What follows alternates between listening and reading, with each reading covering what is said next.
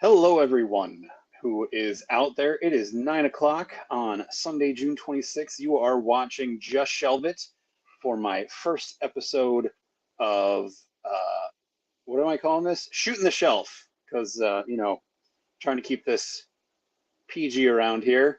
So, shooting the shelf, shooting the breeze, shooting the something. Here we are. Welcome to the show. I've got my guests all lined up. I'm sure it's no surprise. I feel like everyone's probably already figured out who this is. But this is one of the people I have known longest in my life, going all the way back to 1988. So here we go, bringing him on now. My good friend, Shawn Skvarna, is joining us. I'm here. There he is. Hi. How's Hi. it going? Good. How are you? I'm good. Thanks for having me on. It's crazy to go like, wow, I'm your first guest. Like, I'm not as interesting as other people who I'm sure you're going to have on eventually. So start out small, build in. It's good. So this is a good. It's all good downhill from here. Oh no, it's downhill tonight. You're slumming it. But anyway, thanks for having me. No, thanks for joining me. I know we spent a lot of time last night recording something else. Yeah. But here we are. We're back at it again, doing something a little bit different. So I don't have like a full format or anything, I figure we just do kind of like we normally do. Yeah. And, just hang out, geek out, talk nerdy stuff. That works for me. Oh, shots fired, Curtis. Uh-oh. I don't know if that's gonna, I don't know how do I show this in the chat? There we go. Well, thank you. Even though I will say, Curtis, that out of the three of us, I know that the douche does bring a certain vibe to the table on the show as well. So he is definitely not lacking. But I have been told on PO2 a couple times they love me, so I can't complain about that, I guess. Speaking of, the douche is working on what we talked about earlier. I mean, spoiler alert. Yeah. I don't think it's really a spoiler. Hey, Matt, thanks for joining for however long you're going to be here. Editing something else. All right. All right, I got to put that one up. Curtis is sharing the love.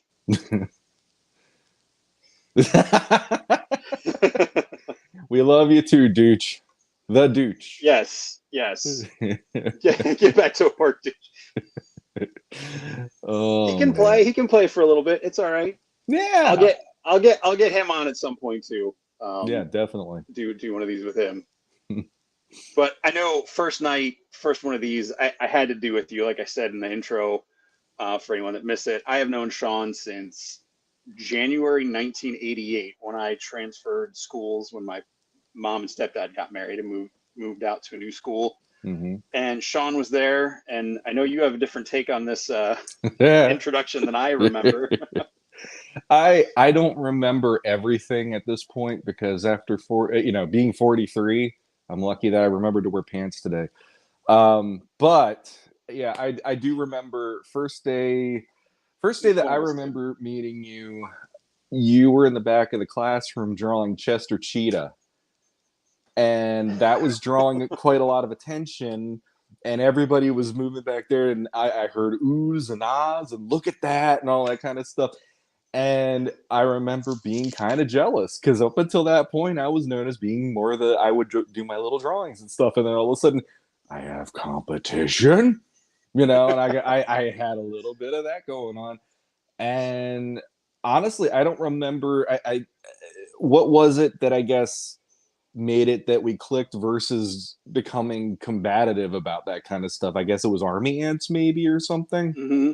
And because I remember you having them at recess, I never saw them before, and I'm just, what are these things? And then Next thing I know, I'm running out to Toys R Us with my mom. I had to find these Army Ant figures because I thought they were so fun. And you had how many of them already? And I felt like I was like having to play catch up or something. So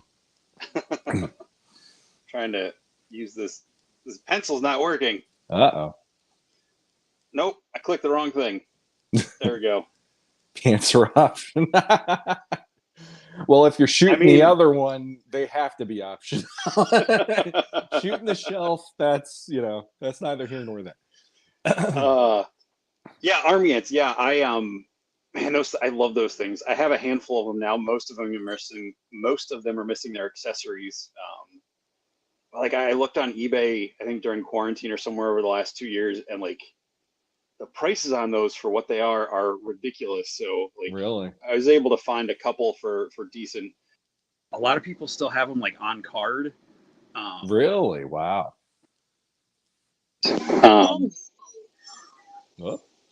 Hello? Can you hear me? Yeah, I can hear you. You cut out for a second, and then it came back with feedback. That's weird. I'm sorry. If the audio is off in the chat, let me know. My earbuds apparently are just having their own time tonight. But yeah, they were crazy, at least for my wallet. And this was before I got into Legions, so I've got about 5 or 6 of each of the 2 colors. Yeah. So I'll call that good for the nostalgia on those. Yeah, I always liked. Thank you, Michael. It was a blue one, if I remember right, and he had the. It was like a jetpack with wings, if I remember, because he had like it was like a gray or a silver like winged jetpack, and that was the one that I had to get because I thought he was the coolest looking one out of the group. So. But yeah, my son found one just the other day in my room. He's like, "What's this, Dad?" And yeah, so and I'm just like, "Yeah, Uncle Jesse. It's all him. Let's see if that helps. It's all his fault." But yeah, then the Chester team. I remember. I don't specifically remember drawing it in that class, but I remember that was it was like a formula I figured out with the glasses because I couldn't draw eyes. So I remember doing that, but yeah, they at least in my opinion, you easily upstaged me in the art in the years to come. So well, honestly, I mean, flash forward to 1991. I mean, Jim Lee and Will Spertasio were like, that was like crack to me back then. So it was just like anything I saw, I had to regurgitate onto the sketchbook page and. Everybody had to have like a trench coat because it was the 90s and pouches and giant pouches and giant shoulder pads and pouches on the shoulder pads and pouches on bras and pouches on swimsuits, everything, whatever, But if there's a limb, there's pouches on it. Oh yeah. Or there has to be some sort of a crosshatch of some sort, or else it didn't feel like it was completely rendered. That was the other thing. Yeah, good old Jim Lee and Scott Williams inking. Years later, I learned the more lines you put on a face, the older it makes a person. I'm like, well, how did Jim Lee get away with it? He was Jim Lee. That's now Frank. Answer. Looking at Frank Cho stuff now. Oh my gosh. Yeah. So speaking of, it's interesting. Back in the day. I dug up some photographs. Here we go. You warned me about this, so I warned you about this. I don't know what I couldn't figure out how to get the photos to work because I'm doing this on my iPad and it doesn't give me the share screen option.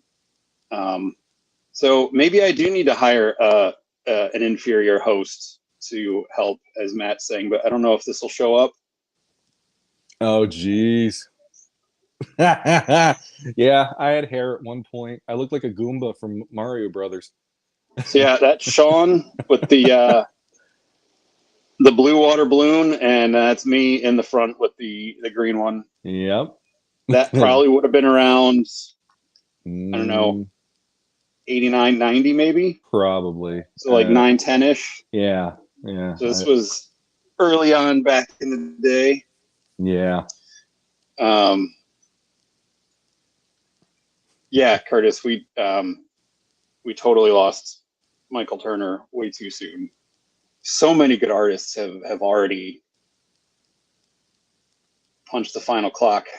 And it's weird how this year, like Neil Adams and who was it before that? George Perez.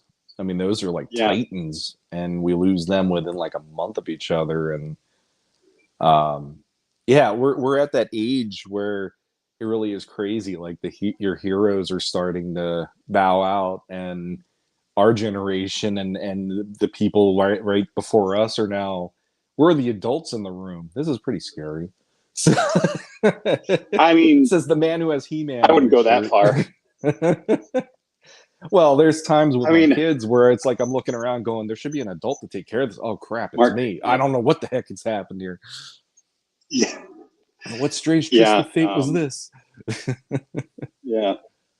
Mark Taylor, exactly. Yeah. That's right. Yeah, that was blowing my mind too, because Mark Taylor passing away around Christmas of all times. And for those of you who might not know, Mark Taylor was the artist who did a lot of the early designs in the Masters of the Universe toy line, and he and his wife Rebecca did a lot of the stickers on Castle Grayskull, for instance. He helped get Rudy Obrero in to do the packaging art for Castle Grayskull, the Wind Raider, and all that. And just this year, or I should say last year at Christmas, having the knowledge that he's gone and thinking, wow, like out there in space where the light, we say the light travels, and it's like there is a history out there or whatever. I'm thinking, somewhere out there is Christmas 1983 where I'm just opening Castle Grayskull and seeing that for the first time and getting pumped up over the potential of Masters of the Universe. Yeah. And here we find out, basically the father of He-Man passed away. But I mean, man, he gave so many people, me and Jesse included, Matt on Legends of Grayskull, the Po2 guys. He gave us childhoods that we still to this day are happy to look back on because of the imagination. So, bong. Yeah. Oh, Roger. Yeah. So we met in '88.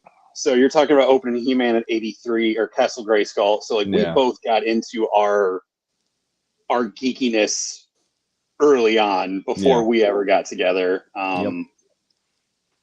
But a certain something came out right around the time we met that, while Army Ants kind of drew us together, this was the thing that really, I think, cemented the bond that's kept us friends for, what are we, pushing 35 years or something now? I don't math very well. Somewhere around there. Yeah, pretty close. I don't math well right off the top of my head either, so it's okay. Stay in school. Do your homework. Stay in school. Drink your water. Take your vitamins. And that was the, I'm thinking of all this stuff I should have pulled out now. I just didn't know how this conversation was going to go. The Teenage Mutant Ninja Turtles. So I know a lot of folks, and the 6 people watching are probably familiar with who the Ninja Turtles are and the whole story behind them. But I think I had gotten some of the trading cards, and I think my story with them when I was a kid, I like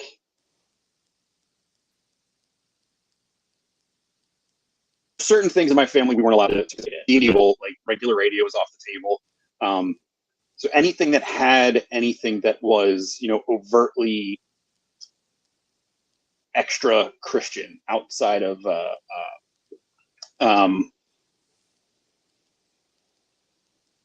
not necessarily satanic, but anything that could be skewed in that way. So I remember walking into the Toys R Us behind the Capital City Mall when it was still new, and that place would just blow my mind walking in there. And I was looking, and I saw, I don't remember what they were, the Visionaries, the guys that had the holograms with the Zodiac on them or something. Yeah, I'm pretty sure that was Visionaries. I don't know if someone listening remembers what those things were. They had the holograms, and they were maybe they didn't even have the actual zodiac signs on them, but my mind as a 9-year-old thought that somehow connected. Mm-hmm. So I like self-censored myself and like looked to the next set of toys over, and I saw this little blue and green turtle with swords, and I was like, "Ooh, I want that." Mm-hmm. And that got me into the line, and then the cards, and then I found the cartoon, and then we got into it together, and here we are doing a YouTube live stream all those years later. Yeah. Yeah. No, yeah, I blame you completely on Ninja Turtles because at that point in my life, I remember a lot of the main ones I was really into were mostly the tail end stuff of my childhood. So, like, He-Man was the beginning of my childhood. That was the very first line I ever discovered on my own.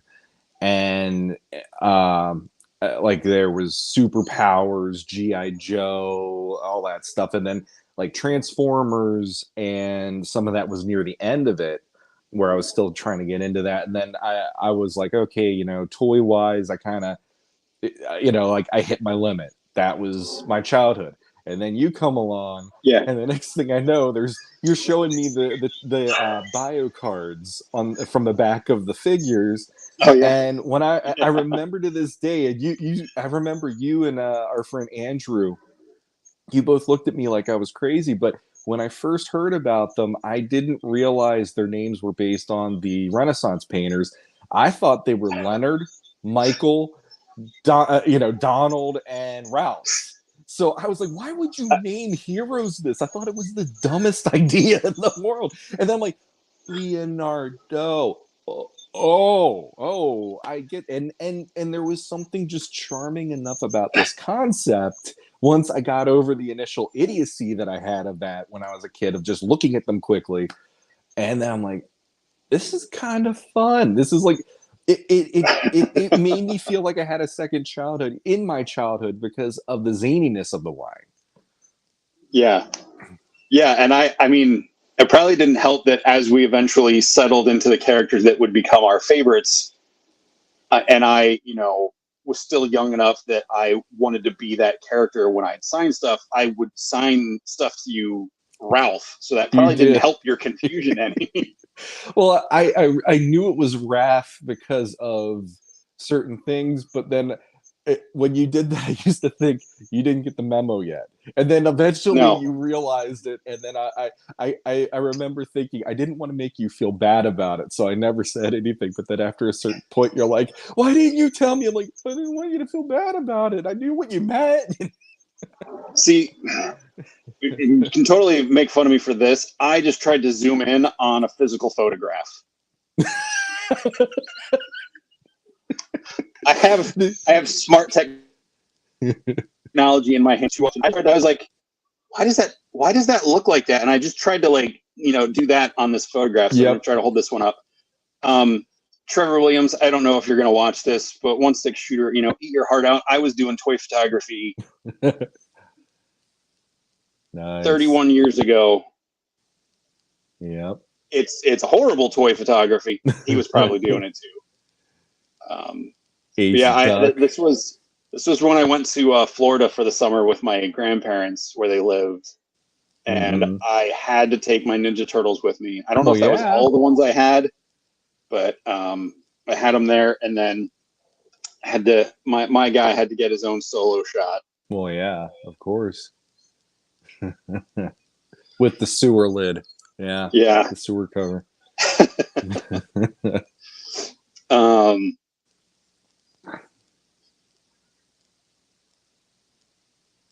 right, Curtis. I never collected any of the Star Trek stuff. Fortunately, I was young enough from my older siblings that I was 9 years behind the youngest sibling before me. So the only embarrassment I had was if any of the teachers remembered them by the time I got to my last 2 years at Cedar Cliff, because that's where they all graduated from. That's rough. Which, fortunately, I don't think they did because it was long enough. But what was that? No, Curtis saying that he acted like the toy wasn't his, and then his brother smashed it in front of the whole school. Like, I would still be curled up in a ball over that. That's rough. Like, I never had siblings. I never had to deal with that crap. So, but yeah. Hey, what's up, Danny? Thanks for coming by. Nice. Yeah, I did that to myself. I think I shared this on one of the off-world stories, maybe, or at least I know I've told you this. But coming home from, I think, kindergarten, I had taken. Oh yeah. Go ahead.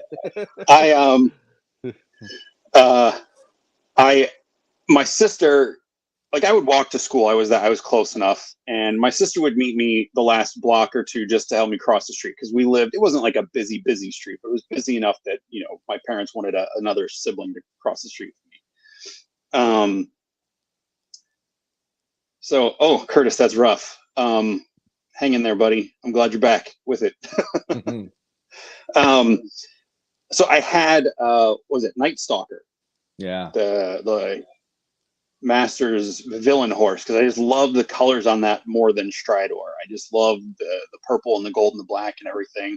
So I'd taken that to school, and we were coming home, and then my sister offered to carry it for me, and I was like, well, just be careful. I don't want it to break, because I was super precious about my toys until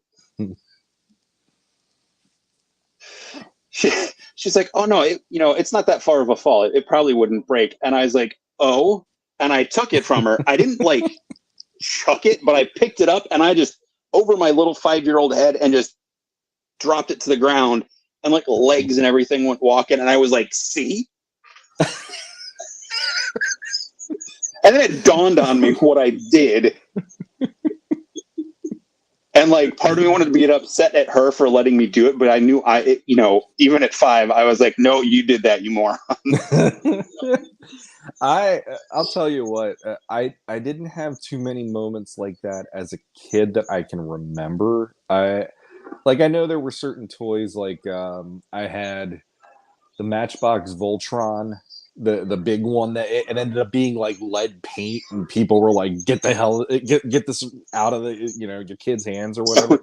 But one of his he had those like wings that would come up, the red wings, and one of those broke, so that it was just like, I just put it aside, and I couldn't play with it anymore because it did not represent what I saw on TV.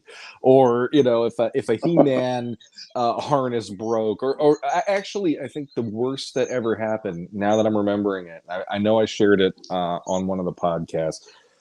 There was one day where my mom was on the phone with my dad, and she's like, oh, what time are you going to come home tonight? Da da da da da. And she's having just a usual conversation. All of a sudden, she hears me screaming. I'm like in tears, inconsolable, screaming. She comes running out, thinking I either, I fell, I'm bleeding somehow, whatever. And I'm just sitting there with He-Man and part of the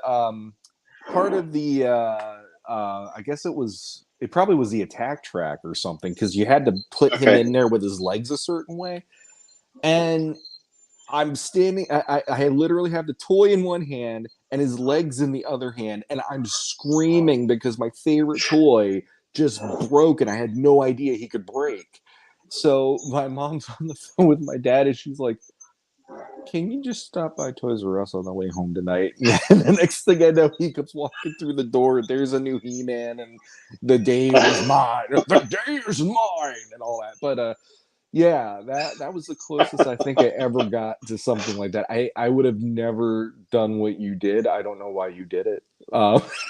You love making your point. That's pretty much it. I don't know if that's just being extremely literal, and I'm like, oh, okay, well, I don't know. Yeah. Well, you're better now, because I have seen your place, and I know. I mean, things like that have happened multiple times. Not where I hurt myself to make the point that I'm trying to make. Like, I hurt myself today to see if I could feel. Yeah, so Turtles, that let us down. Yeah, but if Weird Al did a version of that song, that would be me. Yes, Like, I broke my toys today. I broke my toys today to see if they were real.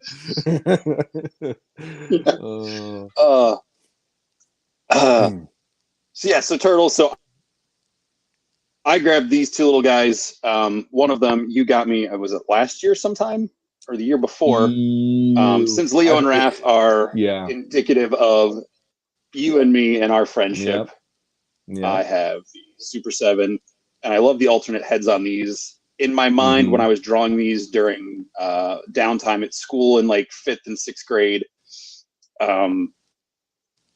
they looked like, in my mind, this is what I was drawing. Yeah, These and figures are I really remember how cool. you drew them, and I was always impressed how quickly you could just whip out a turtle face and just be like, it'd be seconds later and you'd have this cool expressive turtle face on your page, and I'd be like, I'm just line. That's why I don't do commissions as much anymore either. It's just like, I don't want to deal with half of this stuff. It takes me too long to do anything. So but no, like, I love when you found that out. That made me happy for you in particular, because I knew you had a distinct, this is how I want to see the turtles if I see them again, and that's really cool. So Yeah. Curtis, that's crazy. you got to get Curtis on your show pretty soon, because this guy's full of stories that he's Yeah. sharing. I mean, And that's then awesome. thank you for the, yeah, I Well, love then posing up the figures.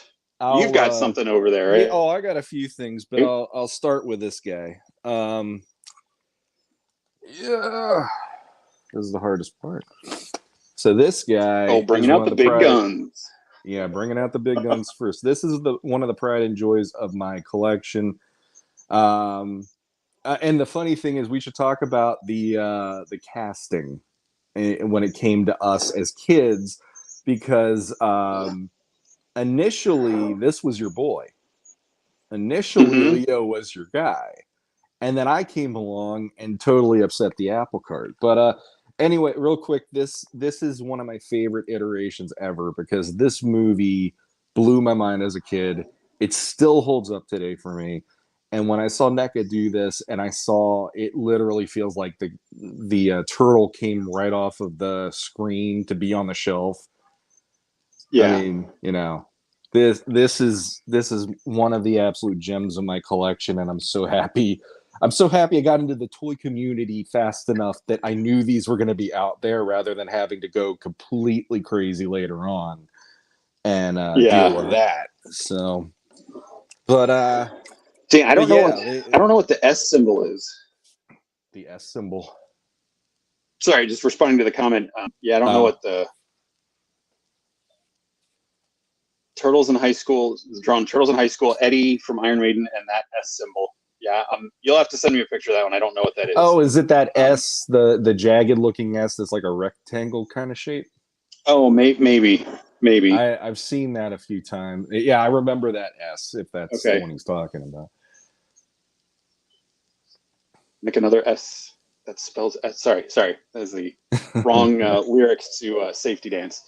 Um, No, I I agree with agree. that completely. Like, for my money at least, I don't have like, Jesse is really good at always having, here's rankings of like his favorites and all that stuff, and I don't do that necessarily. But if I had to say there's a top 5 or a top 3 list of my favorite geek movies, Ninja Turtles would be pretty darn high up there, because that the rewatchability, it never fails to entertain me every Yeah, freaking time. So yeah. There's just something like, I'm not one of those. I think you know this about me because of all the stuff I watch. I'm not one of those diehards like it has to be practical effects. mm-hmm. I definitely like practical effects, but when it's something like that back in the day when like CGI wasn't even an option, just the effort they put into making those costumes Mm-hmm. and the performances in that movie, where it's like, you know, as kids we knew they were guys in suits, but they looked so real, just the environments they were in, and I just can't imagine like how hard those guys in those suits doing the stunts, even the guys just walking around like doing the acting part of it, just Mm-hmm. you know, is insane. Because I've watched all the behind the scenes on like the Hobbit movies, and you know they've got these like thick gloves to make them look like they got, you know, thicker, stumpier fingers and all this stuff. And they'd like take the glove off at the end of the day and they would just turn upside down and would pour out with water because all the sweat they'd collected all day. Yeah, And you know, I feel that's bad now for them this for was, that. you know, yeah.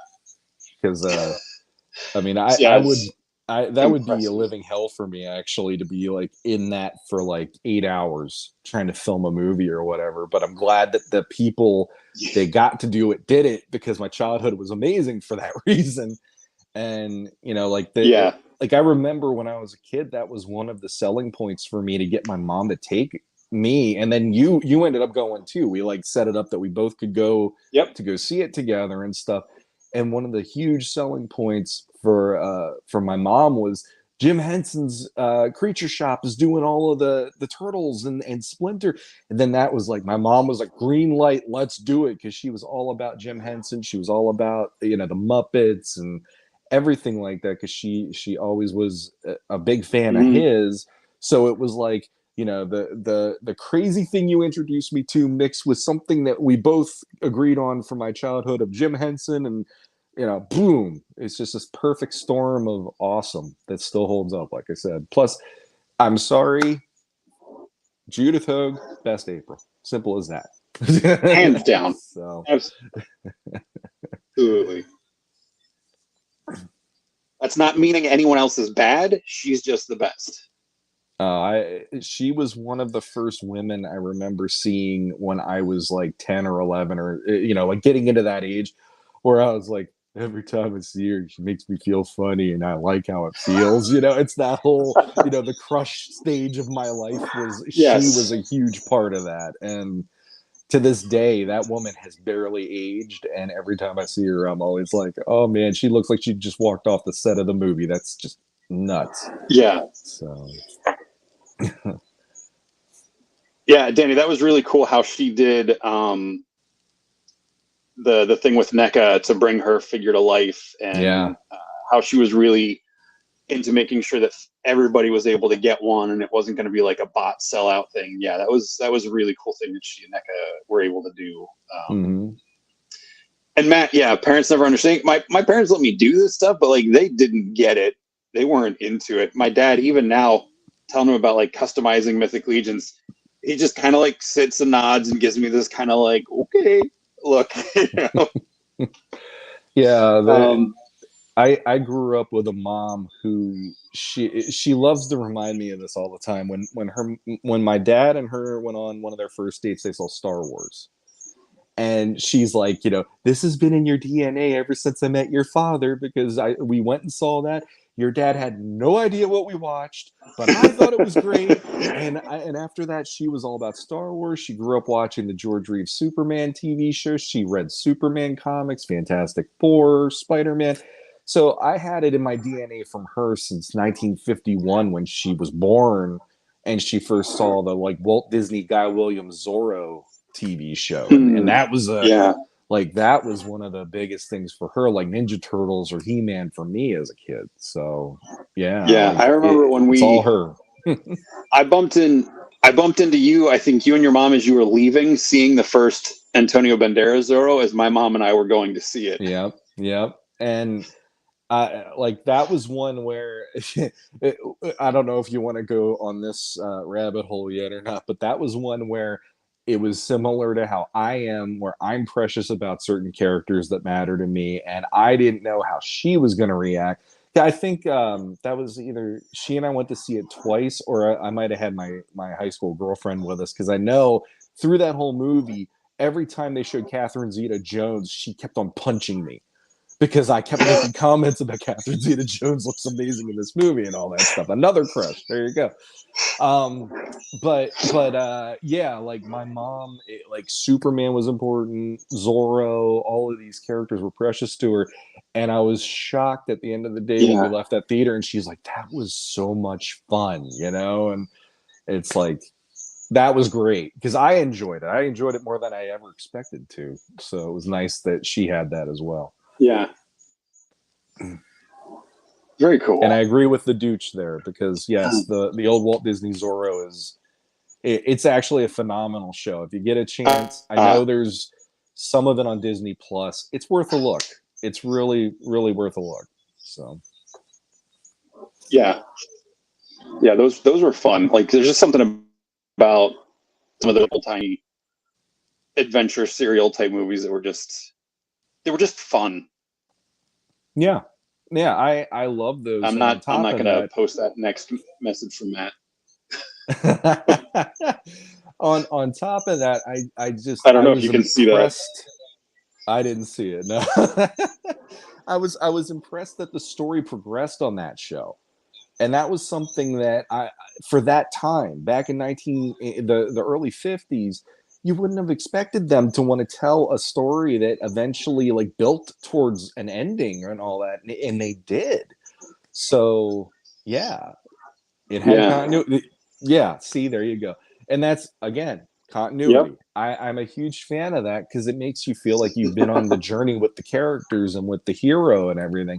So yeah, it blew my mind how that show actually pulled that off for that time, and it's just fun. It's like good old fashioned fun. So, like what Yeah. joy Star Wars brings to our generation, and the fun of that is definitely there's like that would be a ancestor to it from my mom's era and all that. So Yeah. Absolutely. Yeah, your mom was cool. She put up with so much from us. Just taking us to all the movies and yeah. going to the comic shop when I'd hang out with you and all that stuff, and laughing so hard I threw up I think at least 3 times at your house.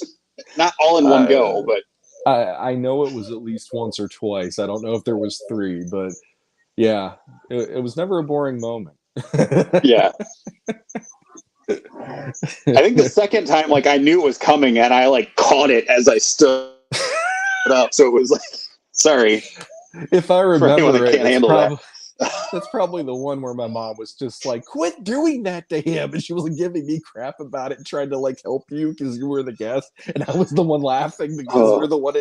I'm horrible like that. If somebody falls over, the first thing I do is not ask them if they're okay. I'll laugh my ass off because I'm replaying in my head how silly it looked when they fell, and then I will feel like a complete ass and go, "I'm so sorry. Are you okay?" And then I'll start snickering again because I'll remember yeah. it again. It just flashes back, but I never mean to be a jerk, but it always works that way.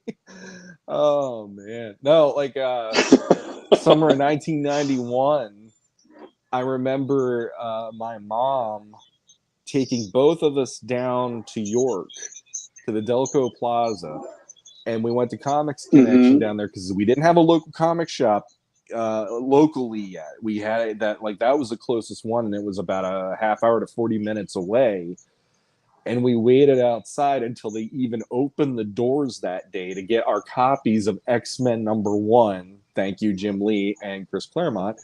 And Mm-hmm. that was like one of those.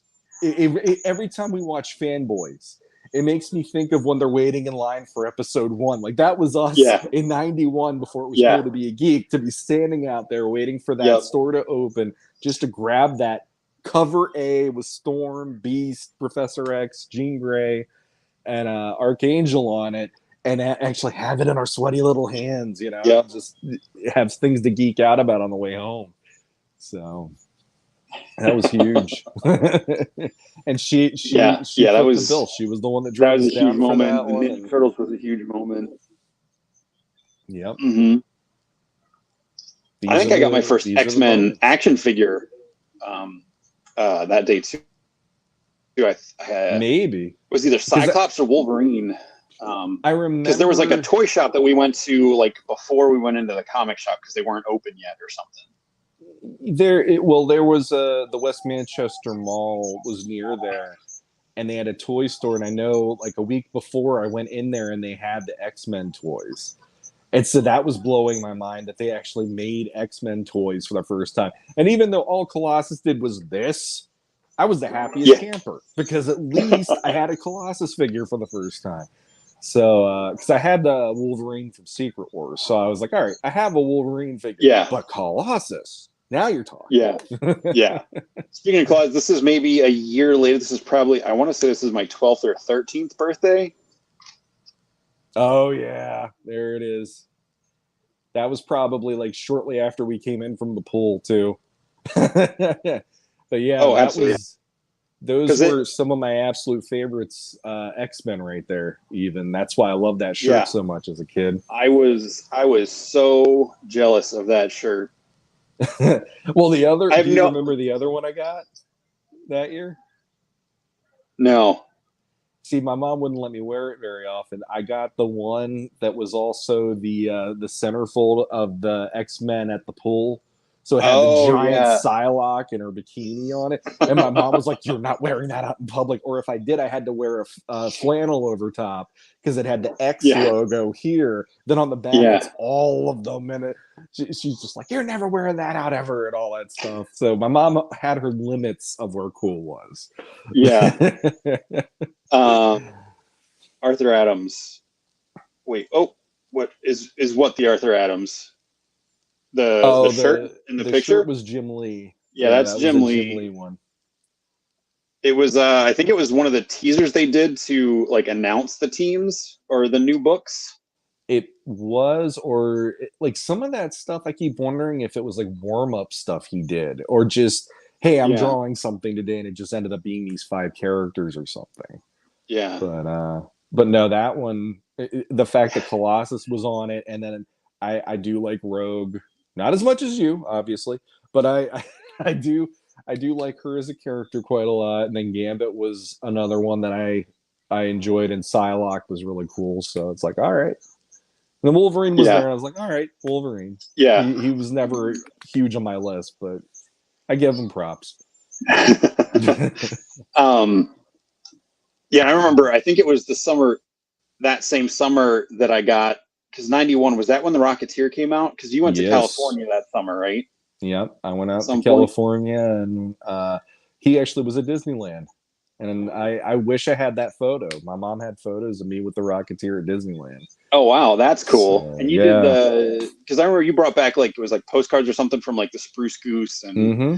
all that stuff. Yeah. I actually got to be in the Spruce Goose, which was really cool. It was funny because that summer we went out there, and because I knew the Rocketeer was in California, I ended up basically bugging my relatives to take me to the places in the movie where because I Okay. just wanted to have that.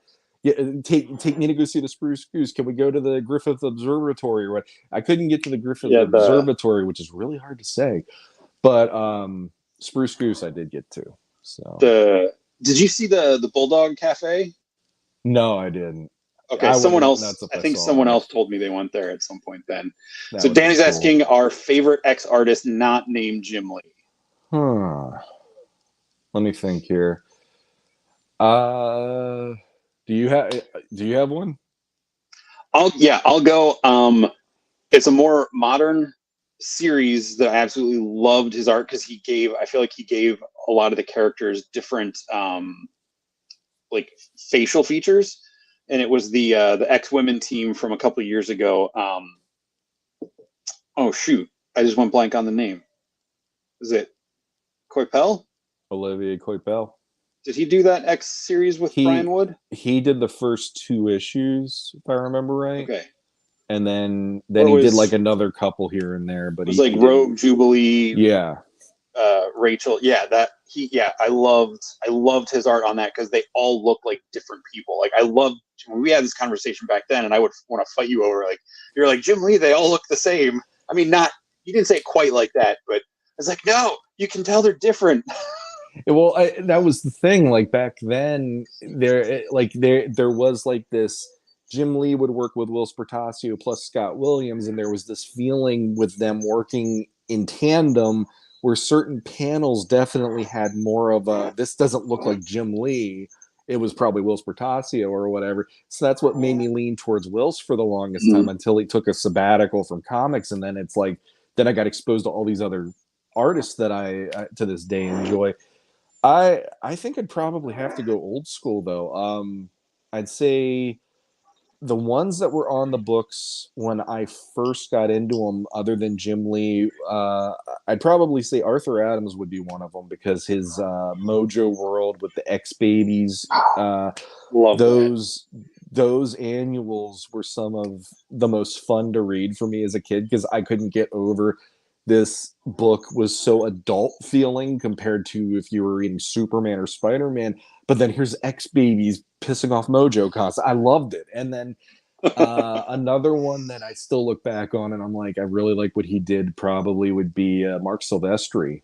Yeah. He was kind of in tandem with when I also found out about Arthur Adams, and they kind of shaped what I felt that X-Men were in my head up until Jim Lee showed up.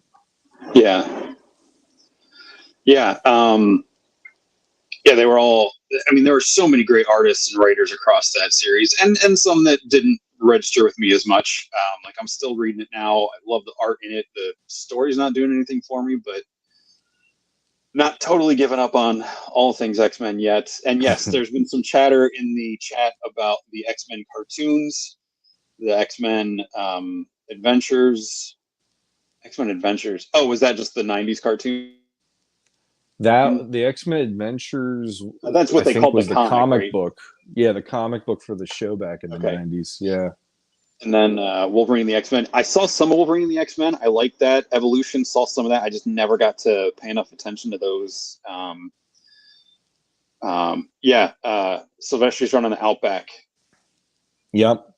Series was great. Yeah, the thing that got me into comics was Shawn brought over a handful of comics one weekend. He was coming over to spend the Friday and Saturday night or one night, whatever, and it was the middle or it was the end of the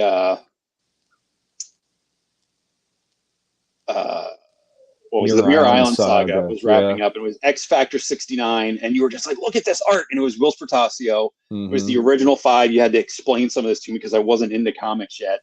You know, I mean, I'd seen Spider-Man. I knew who Batman was, and the Spider-Man is Amazing Friends cartoon.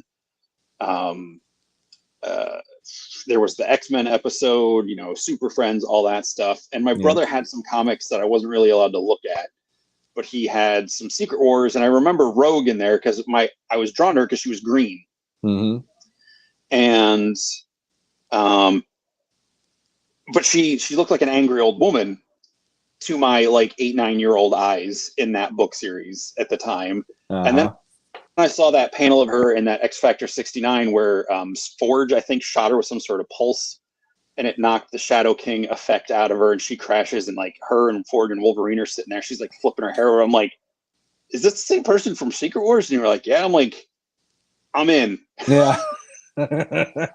And your life changed as of that moment. Yes, it did. Yeah. Curtis Joe Majuria is pretty good too. I really enjoyed. I know he has a very unique style, but I loved his stuff when he was doing it.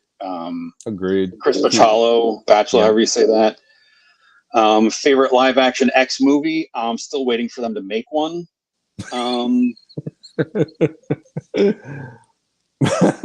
That's from Matt. That was Matt. Matt's needling me here. Yeah. And then Colin's asking, what is your favorite X-Man superpower?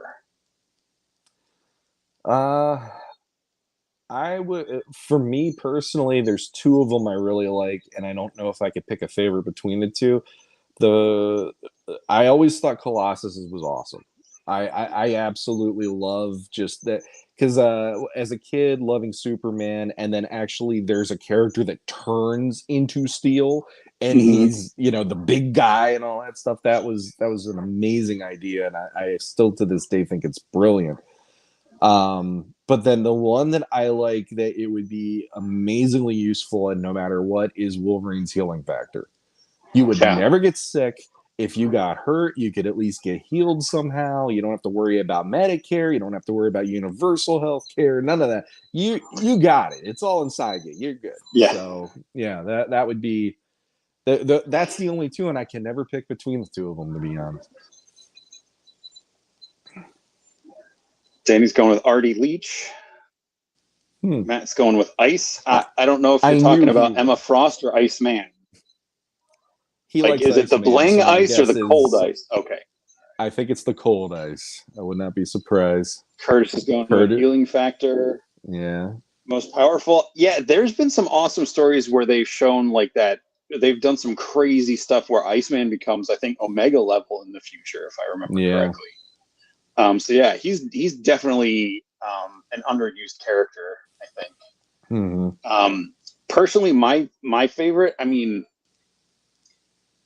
I really like what they did with Rogue in the Ultimate Universe, where she, I think Brian Wood was writing it, when they created their own like reservation out in the desert in the West after the ultimatum, when they revealed that mutants had been made by the government and everything. She's I'm not dodging the question. I'm answering. He's my guest. I was letting him go first, Colin. I'm saying right now. Rogue, she had the same basic power set, the power absorption. I can't remember if she had the strength and the flight in that world as well. I don't remember. I don't think she did, though. If I remember. I know at that point she didn't. She just had the power absorption, but they created their own like forest, because they like created elevation, and Storm was able to like make nature and like affect the weather, so all these plants grew and everything. And Rogue got really in touch with the, no pun intended, with the plant life. Like she would spend all of her time like Tarzaning it up in the trees, because she wanted to keep away from everybody. Hello, David. Thanks for stopping by. Hey. Good to see you, David. That's awesome. And she, because she was up there so much in like without her gloves and stuff on, she was touching the trees and stuff. Like she was able to like communicate, like the trees, there was like a sentience, almost like Avatar with the trees, and she was able to communicate. So like she was kind of like the early warning system. Like the trees would tell, and like she'd be like, "Hey guys, the trees say someone's invading from the west side or whatever." I thought that was a really cool way to like a twist on her power. So, I mean, I like the power absorption and being able to, but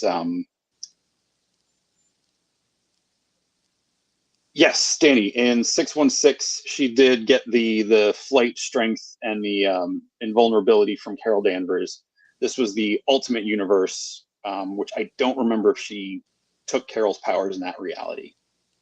Didn't you say they did something with her where she was like able to absorb people's memories too, or something after a certain point, and she like became the like that she was, would be the person keeping all of the people who died, like their memories were a part of her or something. I forget. That was like more of a recent thing. It was, I think that actually happened before that, but that was in the main continuity, but it was like the main series. But it was it like Age of X or something? It was like one of those kind of like what if. Okay. Yeah, like people were dying. Like Cyclops was called Basilisk in that, like because he had like the death stare. I mean, it was still his optic beams, but he had different names. And I think she was called, I don't remember what she was called. I feel like that's kind of where the Legacy title came from later. Okay. But yeah, when people were about to die, like she would absorb their power, so like they'd be able to like keep them alive in some way or something. That's kind of cool to me too, but that's not what, like when I think Rogue, I just think power absorption, and it's like the more they modify characters as they go along, I lose track. But that to me is kind of cool, just based on how life works out. There's certain people, if they're not here anymore, you kind of wish you had something with you of them. So yeah, I just thought that was, I like when they, and it's not just her. I like when writers really do something cool and unique with stuff. There was another series where I think it was during AVX where she's like trapped on some alien world, but there's also mutants there, and like someone was like, they were all in this prison, and she's like, if you're willing, let me borrow a little bit of your power. So she basically like, she borrows everybody's powers in this prison that's willing. So she turns into this like monstrous, like She-Hulk looking beast woman. She's got like horns and like, I don't remember, like it was crazy looking, and she like breaks everybody out. I just thought that was really cool. And yeah, she did. That was part of the Outback series I loved, when because she absorbed all Carol's memories in her first appearance in Avengers Annual 10. It was Rogue's first appearance. She almost killed Carol, and she would she had so much of Carol's personality in her mind. It was like split personality, so she would like Carol would take over Rogue's body for a while. So I remember there's the one issue where like you just hear like crashing and banging and screaming, and like Rogue comes storming out, and they're like, "What's wrong?" And she's like, "Carol, she took over and she redecorated my room and put up whatever posters that she knows I don't like them," or something like that. Passive aggressive me. Yeah. Yeah, when the plants are talking, you should always listen. I mean, if you build it, they will come. Yeah. Whatever they were saying to Mark Wahlberg in The Happening. Yeah, it made him look like he had to sneeze. Yeah. Mark Wahlberg always looks like he has to sneeze, though. Now I think about it. Oh, Curtis, that's harsh. Wow. I mean, that would be different. I mean, it could happen. I mean, I don't know. Like, she was supposed to be the new face of the MCU and the Avengers going forward. It feels like they kind of backburner, but we're not going to get into all that. That's not what. But yeah, I mean, that would be intense. I mean, that would definitely be a way to set Rogue up being a villain, and not just some pouty, no offense to Anna Paquin, pouty teenager who can't kiss her boyfriend. That was, yeah. But it's funny because we both have a very similar affection for those movies, which is usually, it's basically X-Men in name only, the way that we look at it, I guess. And it is what it is on that level. And I'm excited for what the MCU does, because the MCU has really, they've managed to get the spirit and that feeling usually of what made you want to read those comics. So I'm hoping that they can pull it off with them too. Yeah, totally agree. I mean, I know I say a lot of negative things about the X-Men movies when they get brought up, but like, I have no like genuine ill will towards them or anybody that likes them. Without them, I don't think Spider-Man would have happened, I think, regardless, but like, they eventually built up to what we have now because those things paved the way. So like, I totally appreciate them for that. But yeah. Yeah, I got another picture. You're not in, or I'm not in this one. Oh. Yeah, I don't know. Oh, geez. This had to be after. This had to be after my like freshman or sophomore year of college. Maybe summer '98, summer '99, maybe. Because there's some Final Fantasy VIII action figures. It's got to be '99, because there's over here by your hand are some episode 1 3 3/4 figures. There you go. Yeah. Yeah, I'd imagine it was 99 or 2000 maybe at the. Oh my God. Yeah. The hair. Oh, it kills me. It kills me to this day. Curtis agreed with the Dooch about something, so apparently there's an apocalypse, and that's X-Men Apocalypse. Speaking of, I don't know, outside, Matt? Outside's hot. It's gross outside. Your kid's college fund. What we jokes on you. I don't have a family. If we would have known then what we knew now. Oh my God. I still would have bought them. I still to this day remember when I saw those the displays at Toys R Us. And I was just like every other person going, I'm doing this because I didn't do it when I was a kid, and I didn't realize it was going to matter this much. And I went up to the counter with how many of them, and oh boy. I remember I'd gotten a couple, and it was the end of the school year in college. And my friend Brendan, he was huge into Star Wars too. We sold our books back and got tons of money back, arguably. And I remember like running out of the bookstore, jumping over like the handrail that was like the ramp up to it, and you never Mhm. saw the college, but it was like, in my mind, it was like a 30-foot drop. It was probably like a 6-foot drop, but like I launched over that thing and like sprinted to my car and like got Brendan. We like went to Toys R Us and bought as many of them as we could find. Yeah. Yeah, and the Batman, yeah, that was great. I mean, talk about Hasbro and McFarlane taking a page out of the old Kenner playbook and just repainting everything. Yeah, honestly, like that was not quite to that level of success, but I don't know what I mean. I know Spectre Creative on YouTube and stuff has definitely gone into why they do that, or theories on why they do that.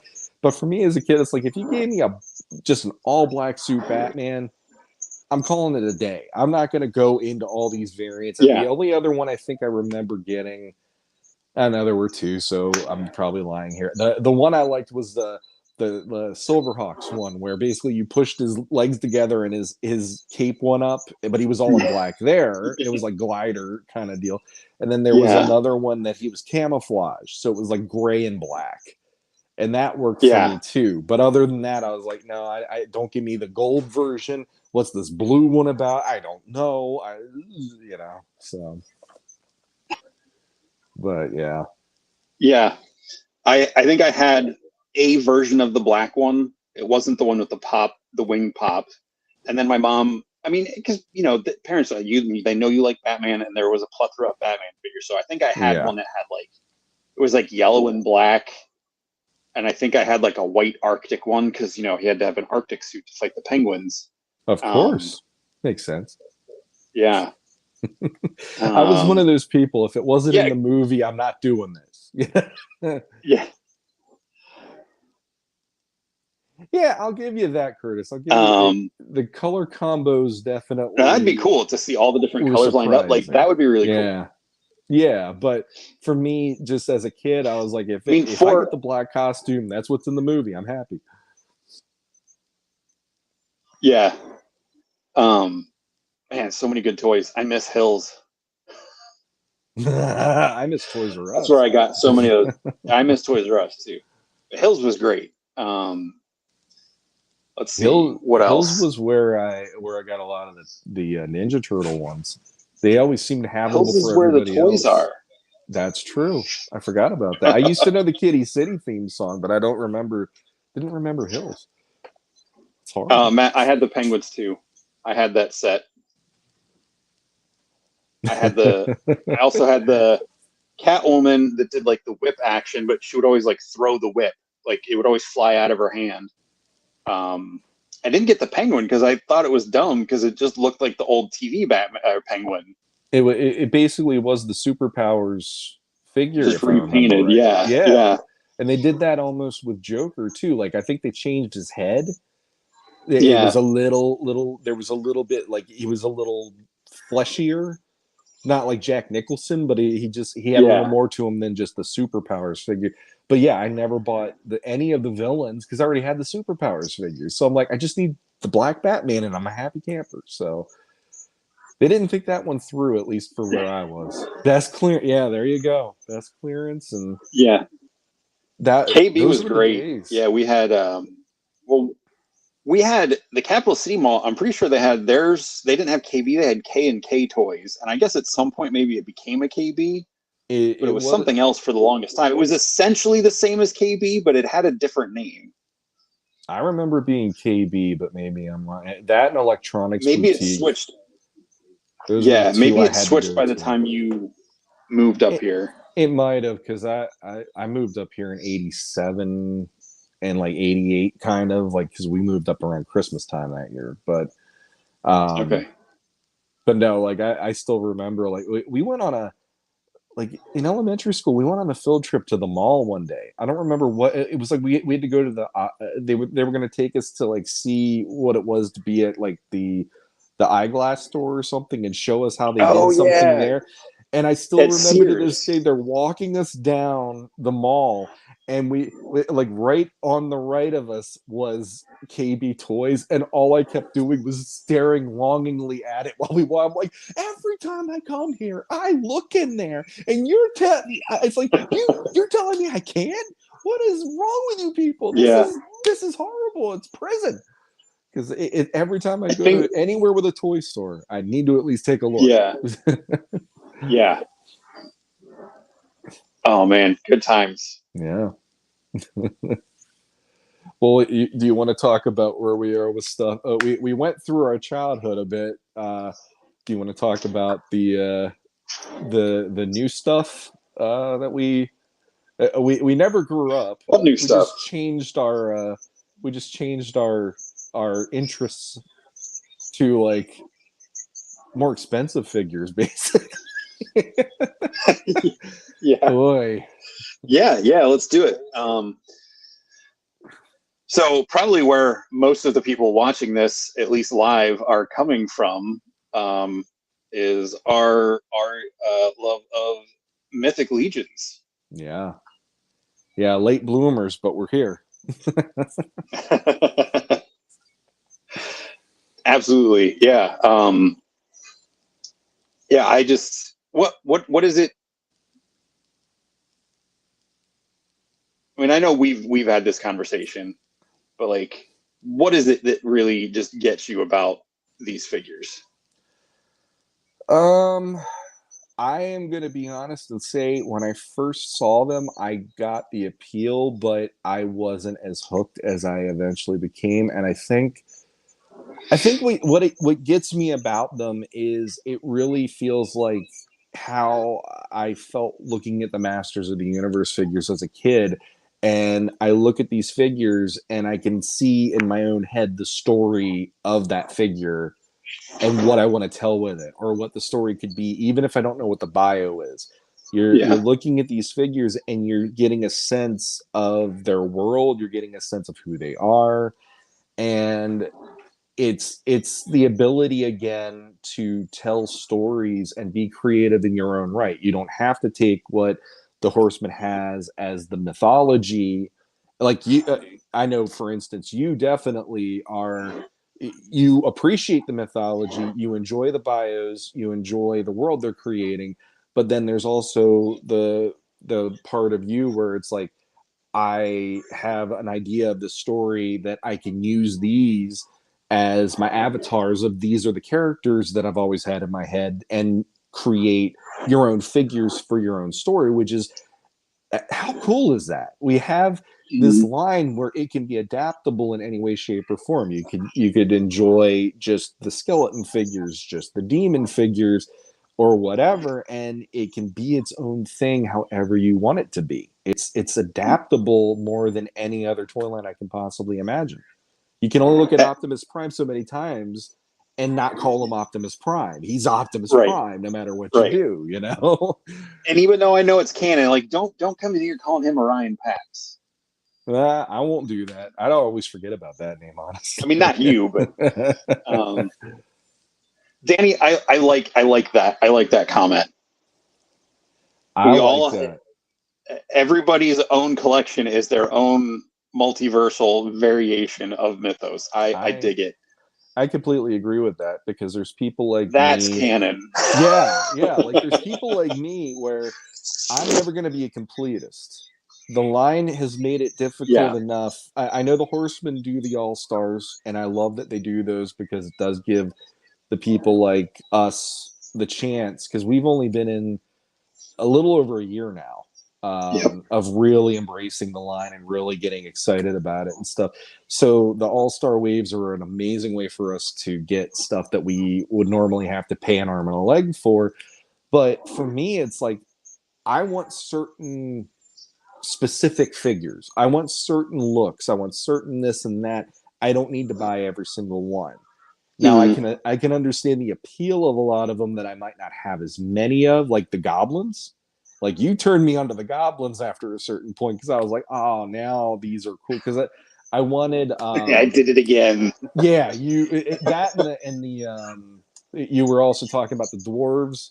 So then that made me do that, and like I'm excited for the Deluxe Legion dwarf that's coming out. Hopefully by the end of the year, that he looks sweet. But yeah, like I am having a hard time remembering his name. The one goblin with the big round helmet. I feel Gonks. Gonks. Thank you. I knew it was a Star Wars. I'm like Gonk. Oh. You know, like in my head, I'm like, I know it's a Star Wars, but he was the one. It's like there's always that. There's always that figure that attracts me, and then it makes me go, well, crap, I got that one. That's awesome. So now I want at least one or two more around him, because then it looks like there's a little grouping of them and all that. And then Yeah. floodgates open. So yeah. Yeah. For me, yeah, it's the malleability of the figures itself. And like Danny said, the whole your own multiverse, you can make your own stories. Like I initially got it. Thistlethorn. The other question was First Legion. My first was Thistlethorn. I just thought that was a really cool thing. Of course, I was just going to get one. Nah. Like so many other people have said that story. But it was. I was torn between him, the Calros. I think it was Miria and Queen Urska at the time were all on Big Bad, but they were all green. There was something I liked the green, and I think Snag was available at the time too. Mm-hmm. And of course, by the time I decided to pull the trigger and get one, Thistlethorn was gone. I had to get on eBay, and but I just liked the green. I just wanted to have something different because I had gotten a singular Plunderling, and he was green. I'm like, all right, well, I'll have like a little section of shelf that's just like green figures from some other, just unique lines to have it. And now like it's taken over. It has. I love it. I love it. But like, just like you said, like the storytelling, like I'll be at work, stretching canvases or whatever I'm doing at work. And in my mind, I'm just thinking about customs I want to get on my table that night, or stories and backgrounds, or like if I've made a figure and I didn't have a name for him yet, I'll like Google some stuff on my phone to look for words to, come up with different names and all this stuff. It's just so much fun. I mean, it's like you said, it's like playing with stuff when I was a kid, when I didn't feel as constrained to the story that they gave us. Like, we could do, when we would play with our Ninja Turtles when we were kids, or Transformers or whatever, we knew who the characters were, and we just told our own stories with them, and with these, that I think they give us a lot of lore and background, but it's not so much so-and-so did this, and this. They might give you like, well, Ragna did this at Bjorngar or whatever, or Atlas did this, and he, you get these little different things. So yeah, it's just really cool. All the creativity it inspires. And I think Danny said that he likes the community and learning from the peers and storytelling. I absolutely love that, because I got Thistlethorn. I think you helped me secure a Melina from someone. Yeah. And then we went to, we talked about maybe going to Legions Con, how it was like the one day on this other toy show. And we ended up doing it for your birthday last year. And you just wanted to go. Like, I almost didn't want to go. And then, I was just like, well, it's for his birthday. It'll be fun. It'll be different than we used to do Baltimore Comic-Con shortly around your birthday. So it was something different. And it was a blast. By the time I left there, I was like, all right, I'm joining the Cabal. I'm going to start buying, I got to find these other things so I can start doing customs and all this stuff. Thank you, Matt. You will be seeing more. I've played with some stuff, and you and Matt get some behind the scenes, and actually I think Curtis and Danny get some behind the scenes stuff too, just because I talk with those guys, because they do a lot of customs too. But I've got a couple that I showed Shawn tonight, that I'm going to be debuting on Legion's Lair when I'm on there in a couple weeks. So Michael, if you're still watching, I might have to recount 5 or between 4 and 6 new customs to show on Legion's Lair that I've been holding off doing, and but now with the time crunches coming up, it's like a month away. I got to get them done. So yeah, and with Legions Con coming in the fall and getting a table for that, going to intern, you're going with me. Yeah. I know you already went, but this is going to be, it'll be us going, so it'll be like a whole similar but different experience. And well, it's like I said, when you won that, and congratulations again on the win, because that I know how much that matters to many people out there in the community to be able to do this. And I'm feeling almost like I'm stealing somebody's spot by being a +1 the second time, but at the same time, like I said, this is the version I wanted to do when I did it in April, and the way it worked out. Unfortunately, I had to keep that so private that you guys found out in the photos that Cullen was sharing that day. I didn't even take photos to really do much about it or whatever. But yeah, I like, for me, I know I don't mean this to sound down on myself at all, but what I want to what I can honestly say is the Cabal has made me feel like I have nothing to offer because of the talent on there. And I'm not saying that in, oh, everybody give me compliments or whatever, but it's true. Like I look at that and I cannot even fathom how the creativity of people who can create these the sculpts that they do, and also have the painting ability. I'm just somebody that likes to put pencil to paper or Apple Pencil to iPad, like I'm that guy. So it has been very humbling just to be even in it, like when people actually like tag me and stuff or whatever. I'm like, ooh, like I feel kind of like I didn't expect that. That's really nice, thank you or whatever. But in the case of seeing you on there and seeing what you could do, and you were throwing up all these things, not the beach ball you or anything. You were posting. I couldn't resist. It was there.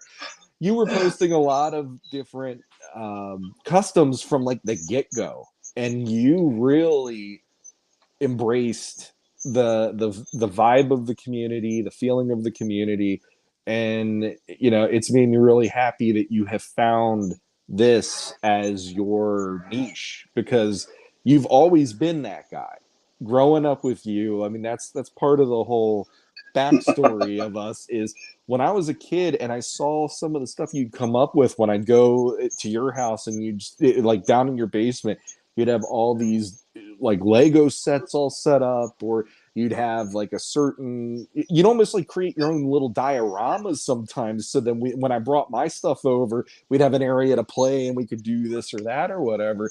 So you've always had it in you. And now you're on the Cabal doing this stuff. You're working with the Legion shop and everything. And it's like, I'm proud of you. So I'm really happy to see that this is the line to really like unlock that. And you're having a blast with it. And I'm just happy to be along for the ride, because it's really cool to go, hey, I know him. I'll be that guy one day. I'll be like, Jesse Arnold, I know him. First guest on his show that time.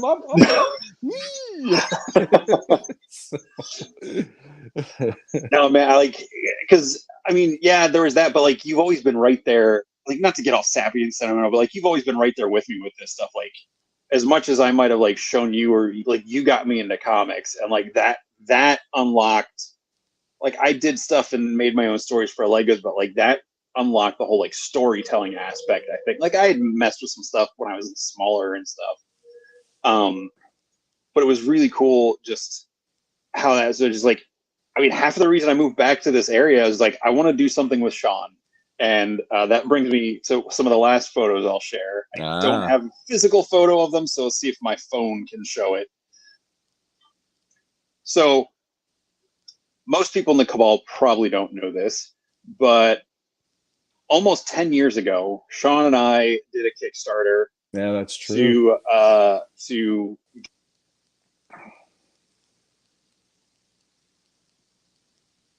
published comic stuff going, and here we are.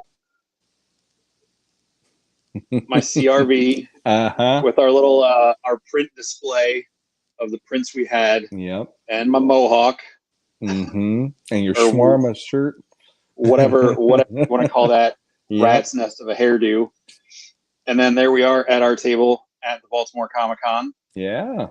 And the logo, which you and I have both agreed, and even my wife will agree, That is one, and I'm not trying to like, toot my own horn, but like I am proud of that logo 10 years later. Like that was one of the most fun projects I was involved with. Is I want to create the logo, and you and I go like sending stuff back and forth, trying to refine it. And Yeah, like Counter I think Monkey Comics. I made some suggestions, I think, on the color, Yeah. or you gave me some options to pick from, but like, yeah, you nailed that. Like when if we ever get to do more stuff with comics in the future, like I hope we get to bring that back and It will and use be. that again. It will be. But like, you were talking about, and I know you're not looking for compliments or what, you weren't fishing for any of that, but like when you was it Tomas posted that picture you drew of Krona, or was Oh it yeah, just yeah, yeah, yeah, Trapjaw? yeah. Yeah.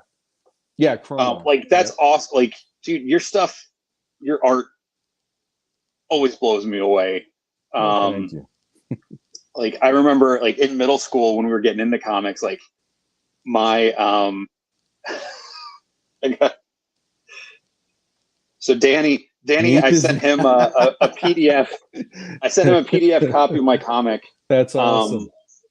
Last week, and yeah, I'm bringing Meep back. Meep is gonna make it into Just Shelve It as the mascot, I think, at some point. Awesome. You got to do something with Meep, because if I can figure out a way. You love that. Like that was I remember once you came up with that idea, you had so many ideas for Meep in general that it's like, however we can go about making this, like, I don't want to call it a revival. We didn't really do as much as we hoped to do, but you at least got a first issue done. All I had was prints, and people just looked at me like, why are you here? For that. But yeah, you had some great ideas with that, and even to this day, like the comic I wanted to do, my daughter now, Evan, I told her the basic idea of that story, and there was one day where I think Heather was asking her about your favorite superhero, and I wasn't even in the room. I could just hear them in the other room. She goes, my favorite superhero is the one Daddy made of me and Hayden being superheroes together. I was like, oh shoot, like I gotta get that thing going somehow. Oh boy, Meet Custom Head. Oh, that would be so cool. Danny, if I like, all of the sculptors and designers are like so busy doing all this cool stuff. Like I wouldn't even know who to ask, how that works. I would love to get like a Meep head. Probably have to put it on like a goblin body with redesigned like Legion Shop mouse kit or gnome kit, with the little feet.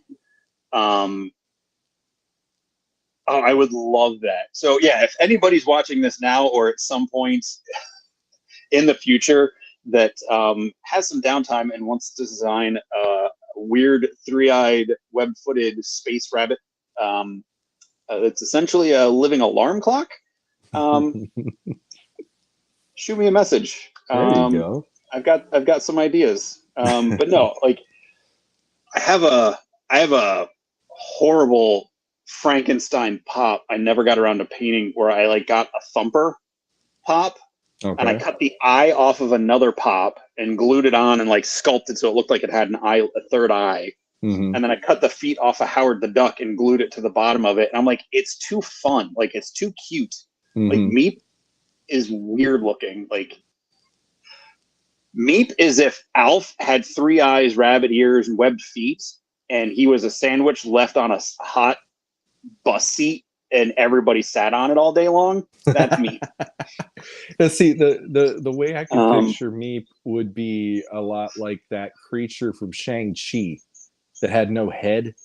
Morris. Like it's a little like that, yes, but obviously like Meep has a face and stuff, but there's this like he's this oddity, but there's a charm to him. That it's like that's kind of the way that I would view it, at least. But with your description, that's so much better.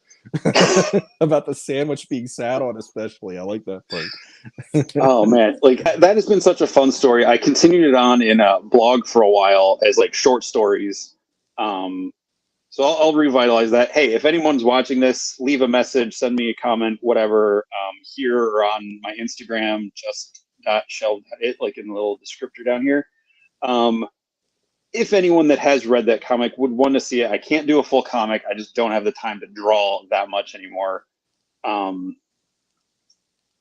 If I did like a collected edition of the short stories with some illustrations here and there, I don't know if I could promise it for Legions Con this year because I got a lot to do for that. Oh yeah. But if I could, I'll do like a little trade paperback of stories if anyone's interested. So let me know what you think. Definitely, that'd be cool. But yeah,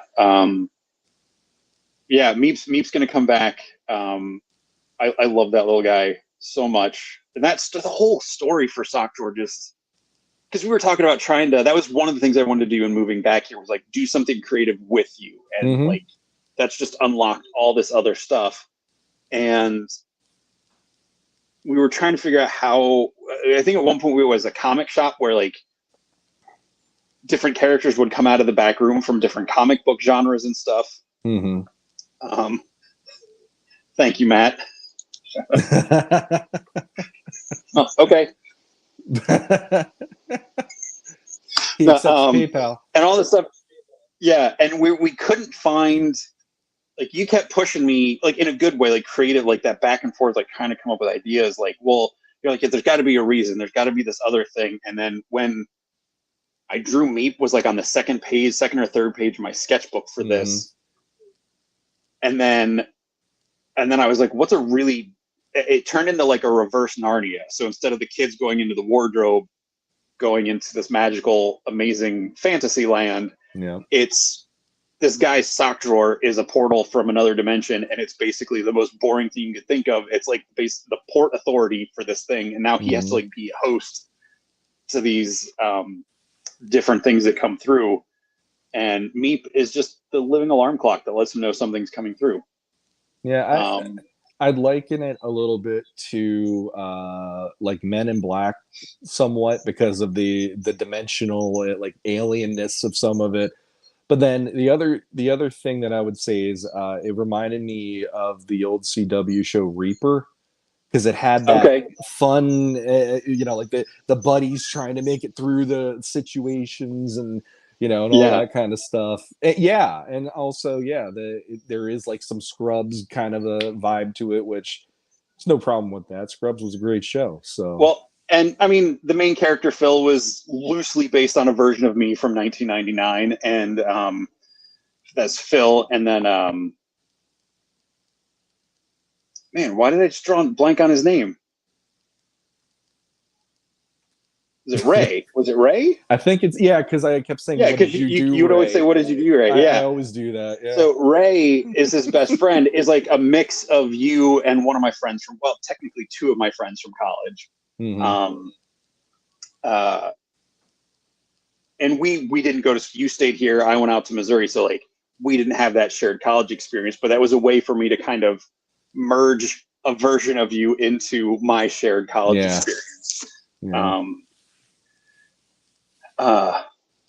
So that was a lot of fun. So I'll work on that. I'll try to maybe get like the first couple of short stories edited and some illustrations done, and see if I can self-publish a small print run of that to bring to Legions Con or something. So that would be cool. I gotta have something to sell at my table. Well, I mean, you're gonna have plenty of your own work and everything, which like Legions Con isn't necessarily about selling. It's about just displaying the talent and stuff as well. Although there are people that sell as well. Yeah. But either way, one way or the other, if you stop by the table, you're gonna have something to take a look at. No way around it. So I to be honest, like even if I don't have anything to sell, just having the table, just being in the room, even before I had the table, I was so pumped to be there because we're gonna get to meet Matt in person for the first time, and so many other people that I've now I'm considering friends from the Cabal. Like that play. I know I said it on Jeremy's show a couple weeks ago, but like the Cabal is my cheers. Like I can understand that. And, this is gonna sound so corny. I didn't realize it, but it's the place I've been looking for my whole life. Like, not to get into this deep thing, but like, I thought it was my youth group when I was in high school. I thought it was like college friends, and there's people and groups that are important to me. But like this this is different. Like this, like I didn't have to make anything happen. Like it just all happened so naturally, you know. Yeah. Well, So that's the cool. crazy thing. Social media wise, like if that didn't come around when it did, um, he dooched us. Yes, it will be cool. We Who will be knows? at least I will be trying to work on some art, and I actually reached out. I don't know how much I'll be able to dabble into some of my idea, but I did reach out to Jeremy Gerard with a question. He hasn't gotten back to me yet, but we'll see if that pans out. If not, we are going to have merch from Legends of Grayskull and Offworld. Jesse and I are actually behind the scenes starting to crank out some ideas and work with Matt on getting some things going one way or the other with like logos, with character design, thing like that. So one way or the other, we'll have something. But Meep shirts, if Meep Meep slash fake. I shirts, think. Meep stickers, Meep slash fit. Ooh, I mean, hey, I if like this Meep is guy. popular enough to get slash fic, go for it. Please don't share it with me. Yeah, we already traumatized them enough between me and Matt the other day about Rule 34. So yeah, we we won't get into that. But no, like it's funny because like you were saying about moving back to the area, and you moved back here right when I found out I was going to be a father for the first time. So then my whole life has not been the way that I expected it to be in certain ways. I didn't expect all of a sudden, here's my best friend moving back to the area, but now I have a kid on the way and I got all these other things I got to do and all that stuff. And yes, it all worked out the way it should. I'm not complaining, but I will say, like, social media saved my sanity because if we didn't have Facebook, if we didn't have the Cabal, if I didn't have the Masters of the Universe groups that I was a part of, if I didn't have Podcasters of the Universe, even um, all of them. I would have lost my mind because there is this like once I started having kids, it was like I have to pull back on all this stuff where I can go out and meet friends and I can't go to movies every weekend and I can't do this, I can't do that. And you know, like being a part of these groups is really it's mattered to me. And you know, like I met Matt through the groups. He ended up winning a piece of my artwork that I did special when the new She-Ra show came out on Netflix, which, well, you know, have your opinions however you want on that. But I will say the night when they did that giveaway, I actually was amazed by that because I still remember like the giveaway was they said we need as many people as we can for a wheel, and we're gonna do for the honor of Grayskull, and then you're included on the wheel. So they had to comment on the post for the honor of Grayskull. And that night, I looked in on the post from time to time, and it started at like 5, and then it went up to 10 or 11, and then all of a sudden, like by the time they were about to do the wheel, it was like in the 50s. And I just see for the honor of Grayskull the whole way down my screen, and I showed it to Heather, and I'm like, I'm kind of choked up right now. Like I didn't expect the turnout for this. And it ended up being Matt that won. And then we started communicating on Facebook, and then it led to Okay. Wish Store Potu, as some people call it, or Legends of Grayskull, as you and I and Matt call it. And even Offworld, which now we brought you in on that, kicking and screaming. So Danny really likes Meep. With joy. Would you rather fight one Jesse size Meep or 5 Meep size Jesse? I'll can I offer this one up because this is one of those stories that I don't know. It was in that age of you and I figuring out certain aspects of our personalities, because there was the day that you and I went to the comic shops and I got Spawn #2, which had Violator on the cover, and it was the like demonic Violator form, and it's a close up of the Yes. face, drooling, and all that stuff. And I wanted to look through it. And I'm looking through it in Jesse's basement, and Jesse's like, "Put it away." I'm like, "I want to look at it. I just bought it. It's my comic." And he's like, "If my parents catch you with that, I'm gonna get in trouble." I'm like, "Well, how would you get in trouble? You didn't buy it." And we're arguing, and eventually he just grabs his down pillow and down stuffed pillow. And the next thing I know, I'm getting beaten over the head with the thing. And at some point, I know my head bounced off your concrete floor. And it's like, fine, put it away. So to answer that question, I don't know what I'd do, because if any of those has a down pillow, I'm not involved in that fight, and I'm walking away, and I'm just going to say, why can't we all just love each other and be done with it? Because I fought that fight before, and I actually don't remember the rest of that day. So, oh, well, I'm sorry for that.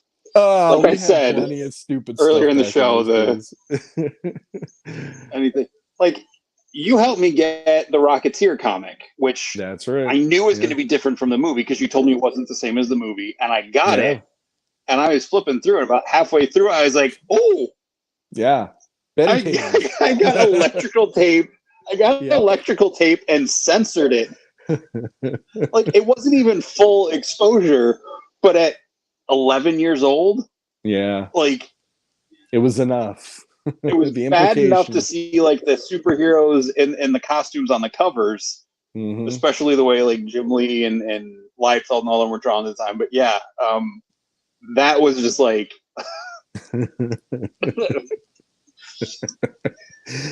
yes. I remember your argument to me on that, because when you showed me that, and I was like offended, because I'm like, why would you put that on the page? That's already, like, you're gonna ruin your book. You're like, what if my mom wants to read? I go, why would your mother want to read the Rocketeer graphic novel? And you're like, I'm just making sure. My mom, she read, like, she would read stuff I was reading or watch movie I was reading or watching to like stay connected. I didn't. So like when I started reading the Star Wars, but like, and I don't think I knew how to explain that at the time. But like she read a lot of the Star Wars books that I was reading. You know, I recently sent her. I know I've talked about this in Cabal, the Chronicles of Prydain, the best fantasy series books ever written in my life. Yes, I like it more than The Hobbit and Lord of the Rings. Danny, I did have the Marvel swimsuit issue. I did eventually buy stuff like that, or Shawn got it for me, or I don't remember how that works. I actually have it again now. Punisher. He's that Punisher though. I can't say I specifically remember that, but I think I'm getting an image. I mean, the first one had a nice one of Mark Silvestri with Rogue flying down a waterfall, which was quite nice. And then Jim Lee did the yellow swimsuited Psylocke. And then the year after that, I don't remember what the big one was, but that was the one, if I remember right, that had Sue Storm and Namor on the cover, I think. Because the first year it was She-Hulk, if I remember right. But I think actually it was the swimsuit thing for the X-Men again, because it had Rogue and Psylocke at the bottom by Will Spertasio, and then like Colossus is holding up a surfboard or whatever. I was like, when I was a kid, I saw that one. I was like, is Colossus I bought that poster. Because all I can see is Psylocke right now. I bought that poster on your wedding day in Connecticut. Oh my god! Matt and Andrew and I were driving around before, because it was later in the afternoon. Like we were driving around, we were like, hey, because Friday or the day before, we just drove to all these comic shops and shops in the area, and we were like, hey, there's one more, we can go there for the wedding. So we went to this one. It was like Sargis something, and whatever the town was there, and he had that poster. I mean, it's faded. It's in my apartment over my door. When you leave, it's right above the door. I gotta look at that next time. I was like, hey, how much do you want for that X-Men poster? And he's like, what X-Men poster? And he came out and he looked at me. He's like, $1. I was like, Sold. Yeah. Jeez. So yeah, That's awesome. Because I'd never seen that one. Like, I don't remember ever seeing that Whilce Portacio one before. Mm-hmm. So yeah, that was back in his prime. Like I miss him being that guy. He's changed. Speaking He's of changed, time, Phil. He changed. I'm pretty sure of the people still watching this have already done so, but we're running up on 11 o'clock Eastern time. So if you have not done so and you want to, get your your All Stars troll order in over on Store Horseman. That is ending in 20 minutes, less than 20 minutes now. So got to plug that. Definitely. And looking forward to seeing what the All Stars, whatever that wave is going to be announced later in July. Romulus. If yeah. Yeah, this is so much good stuff on the way from Four Horsemen and all the custom stuff on all the shops. Hanging out, like really looking forward to Legions Con this year. The fact that it's its own, I'm totally segueing away from X-Men comics again, but like, yeah, I'm just super excited for all of that.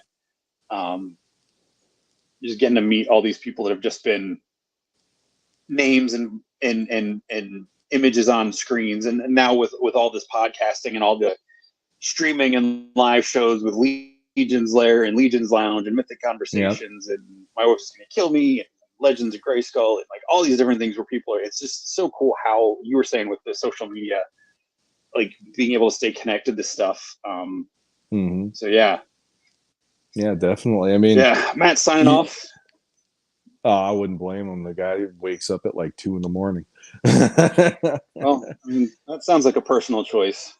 Yeah, well, I'll just throw this stuff out here, a little geekdom here, because I figure we'll probably we're probably wrapping up in a little bit anyway because of it being late. But so I showed the Leonardo, the NECA one. That one's one of my all four of them.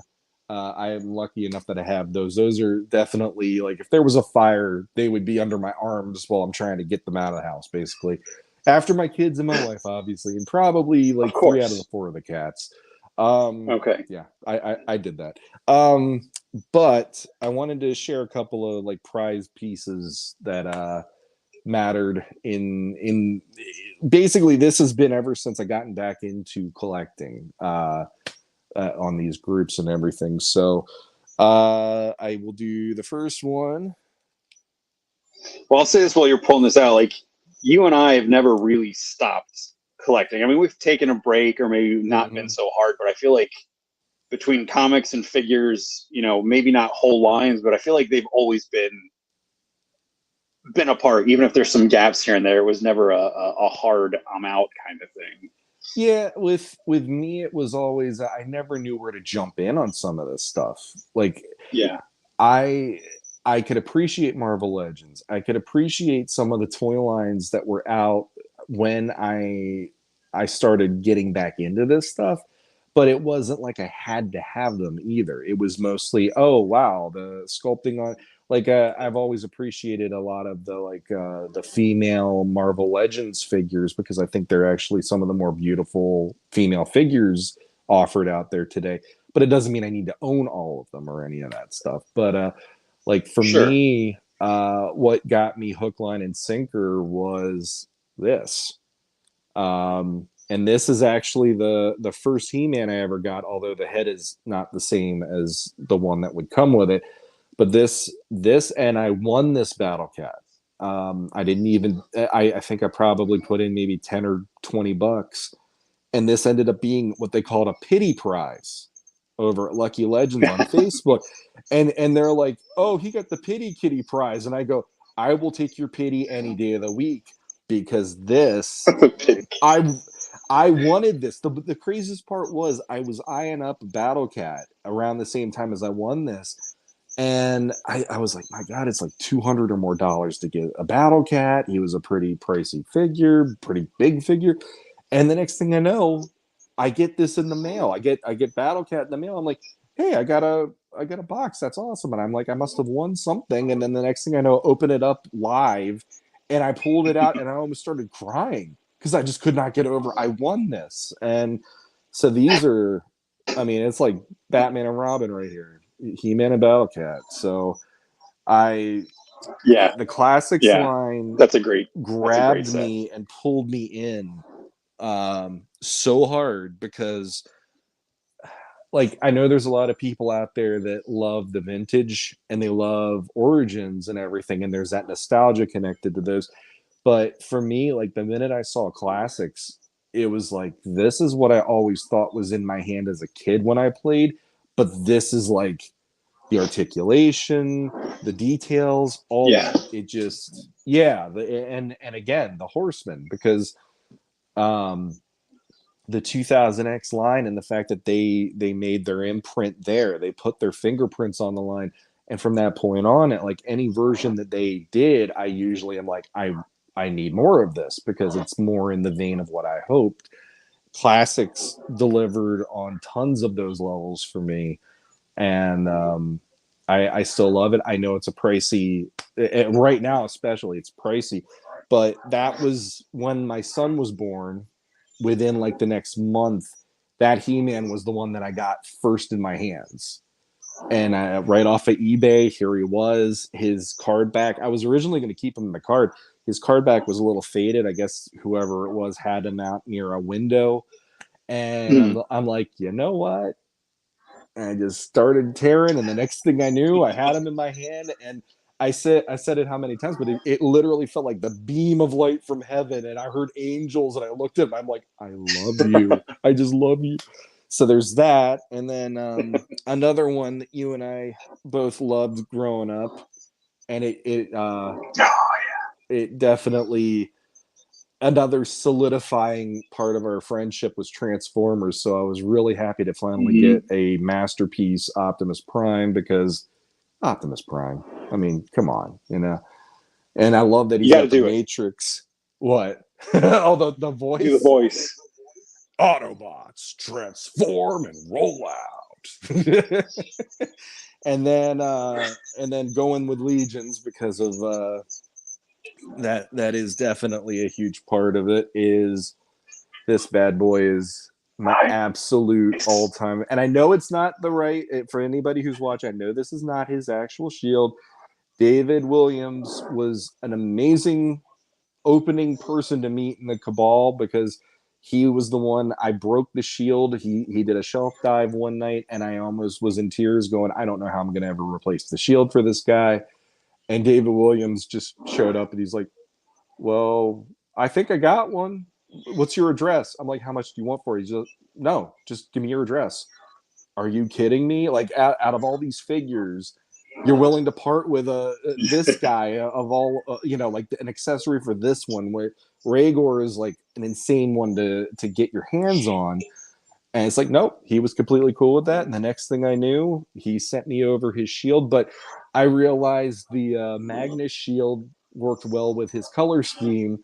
So I like that he at least has a shield, and then I have his real shield kept safe because it is a rare one to get. But like, he was my gateway drug. I had Krona and I had Perplore, and then through Cullen Culp, he had a couple of different times where he was doing giveaways, and I ended up with an ice troll.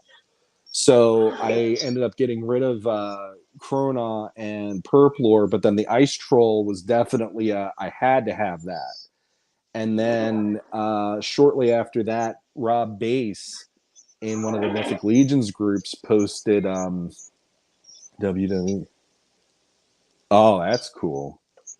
I don't know about that one. But yeah, like I kept doing that. I'm like, the War Duke guy. I don't know who he is. I want that figure because I always thought it was so cool, and I like the coloring. I like that it's the blue and red, like Superman esque. So he has that like heroicness, but he also has this like menacingness at the same time. And Rob Bass one night was selling some of his figures. He had Adamon, Keltis, the Molina one that you got, and Rhaegar, and Okay. he was selling them for like way under what you would expect eBay prices. And I reached out to him, and the next thing I know, he's like, you and I are cool. If you want Rhaegar, he's yours. And I paid way less than he's supposedly worth. So he Would is you like one of say my. it was a reasonable price? Oh, it was beyond reasonable. Oh my god. I still to this day one of the biggest mistakes I ever made was not buying Adamant and Keltis that night too, because I had no idea how Mm. expensive they were. And then once I got on eBay and was checking that out, I'm like, you are a freaking moron. You had them. They were right there, and they were literally like a third or even a fourth of the price on eBay. But no, you didn't even have to do your research that night. So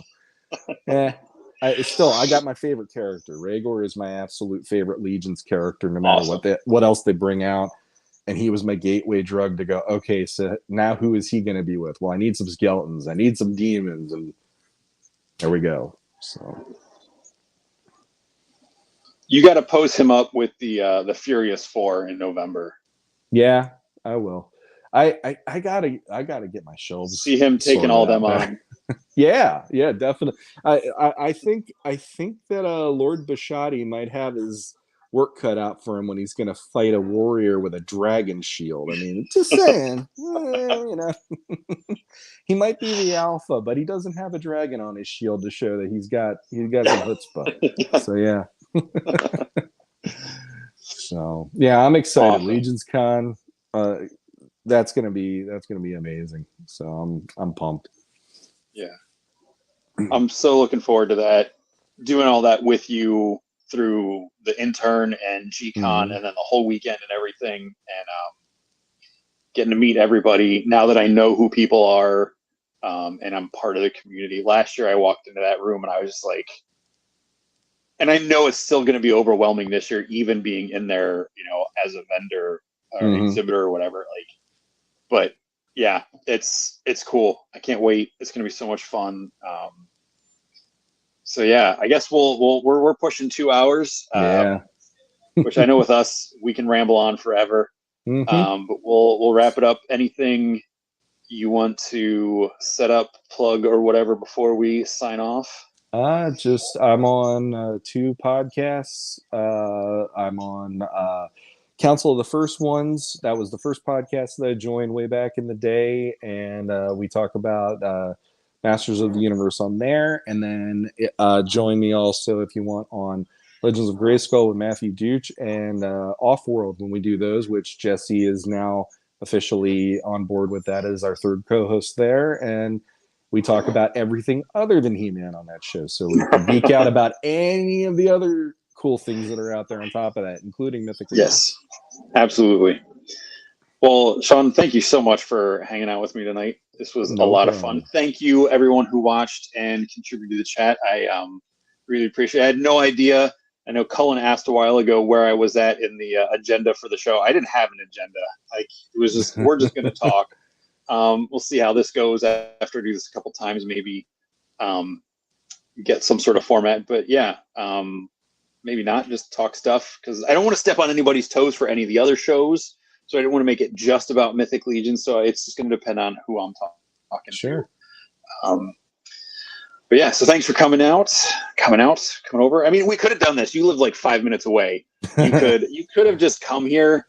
But I feel like with the way this system works and recording, I don't have a very good like speaker mic. It would have just been weird to like be leaning in. Would have been like the ladies from Saturday Night Live. All right, this is a really great really great action figure. Or it's like we're trying to share the same milkshake, kind of a thing. It's and on top of that, at least I have the stuff to show off with the figures that mattered. Yeah. So that's what I figured. It made more sense to do it this way. But yeah, thanks again for having me on and having me be the test person.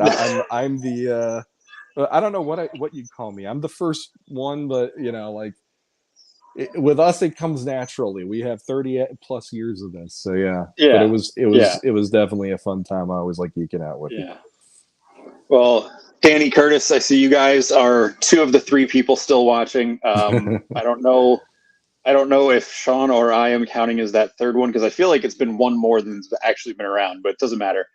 Thanks for showing up, guys. And anybody who's watching this on replay, thank you for watching. Thank you. Check out Shawn's podcast. Check out Not Suitable for Work, but check out My Wife Is Gonna Kill Me. Those guys are hilarious.